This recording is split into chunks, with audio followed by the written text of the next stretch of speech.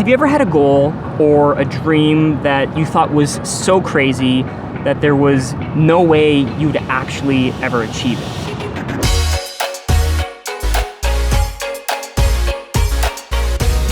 Goals are the thing that can get you out of bed in the morning, but they're also the thing that can prevent you from going farther than you ever thought possible. A few years ago, I was going on a run in my neighborhood, and the plan that I had set out for myself was maybe like a 3 or a 5 kilometer run. And I had my standard route, so I kind of knew where I was headed already. But when I got to the end of the 5 kilometer route, I felt pretty good. Like, I didn't feel winded, my legs were feeling okay, so I kept running, and I hit 7 kilometers. And after 7 kilometers, I still felt pretty good, so I kept running. And of course, I had my GPS watch tracking me, so I knew how far I was going. Then I hit 10 kilometers, and I kept going, and I hit 15 kilometers. I ended up going 3 times farther than what I had originally planned for. So I had set a pretty small goal, a pretty achievable goal of a distance I knew I could run of 5 kilometers, but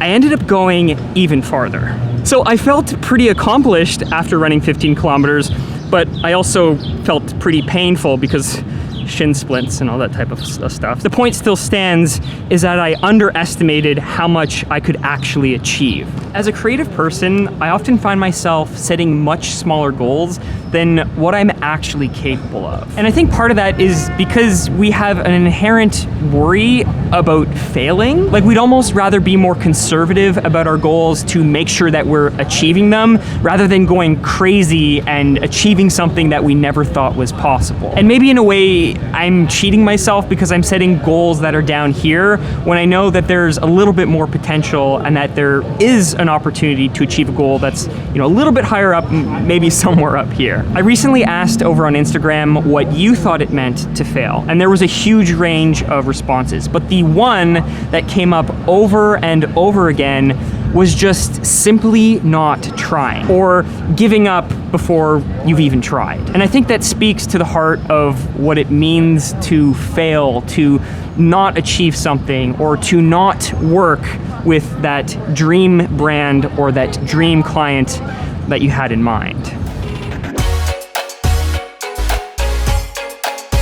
So, Stefano, you had something really exciting that happened with you recently with one of your goals. Are you allowed to talk about it? Do you know?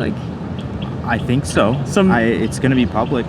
It's public right now? Like, if people go to the website, they'll find out. If they go to the website, they'll see it. Okay, so I think we're safe to talk about it. Recently, you kind of got we could call it your dream brand deal partnership. So how would you describe what you're doing? I guess it's a partnership. I'll be an ambassador for Sigma. There you go. Right? So Sigma Canada ambassador. So if you shoot with Sigma lenses, or you're interested in shooting with Sigma lenses, like, you're the expert. I guess you can call me that. You are the expert now. Basically, I'll be representing the brand. I get to, do cool things with the brand. How did this whole thing happen? Was this something you had planned for? Was this like an actual goal that you had set for yourself? I think it was like a year ago, 2 years ago. No, it was when I first started photography, I think. Like, so when I first started getting kind of serious into it, I saw a video on TikTok or Instagram, and it was this girl who was talking about manifesting your goals by writing them down in a notebook, and I've never ever done that. But I had just saw it, and I'm like, you know what? I'm gonna do it. So I wrote down 3 brands. It was actually when I first started, not photography, content creation. Sony was on there, but Sigma was right at the top. It was right at the top.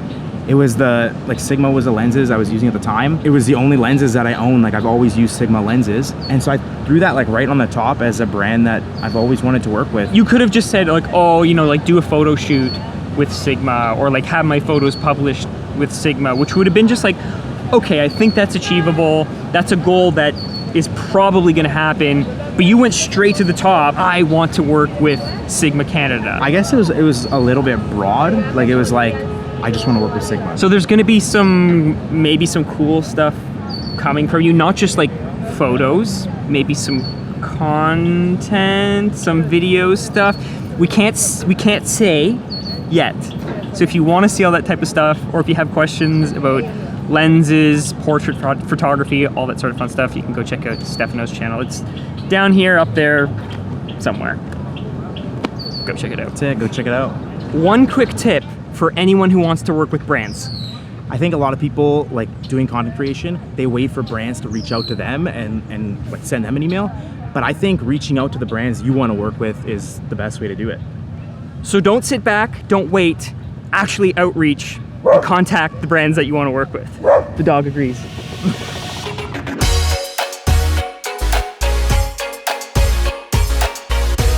Can this hat get any bigger? That guy's got like 2 on his head. Dude, that guy, look at those people have hats. Everyone's got hats. Hold on, I'm getting my hat. Oh, we're back at the tree spot. Toronto has this new park right over there. Hold on, as I put my hat on.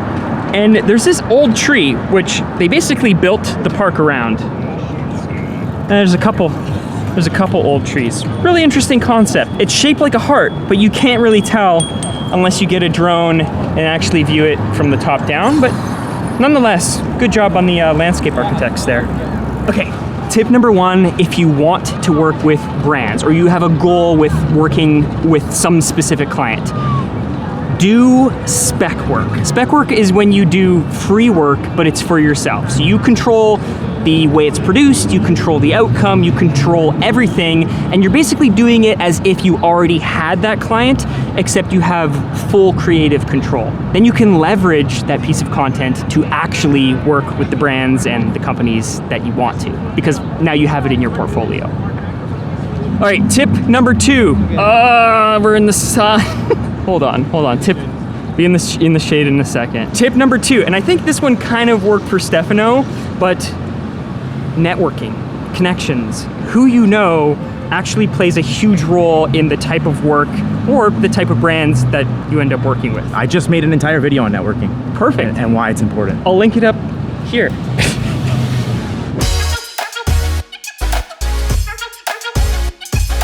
So on the topic of shooting spec content or just really posting all the time, is post regularly. When you're trying to work with a brand or with a client or whoever it is that you're trying to work with, it helps if you actually have content that's out there. The way social media works with just organic content reaching a specific audience, it's really the more you post or the more you post the type of content that you ideally want to do, the larger the chance is that you'll actually end up working with a brand who is aligned with your content style, your photo style, or your video style. Posting regularly is so huge. Like if you post every day of the year, that's 365 pieces of content. Versus if you post once a week, that's like 52 pieces of content. So the more you post, the better the chance you have of actually working with that client.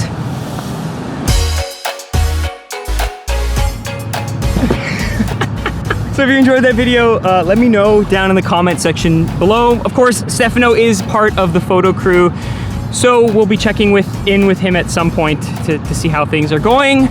What's happening here? Like right now, but if you want to see more videos like this, more content creation tips, let me know in the comment section below. And until the next one, go shoot some photos.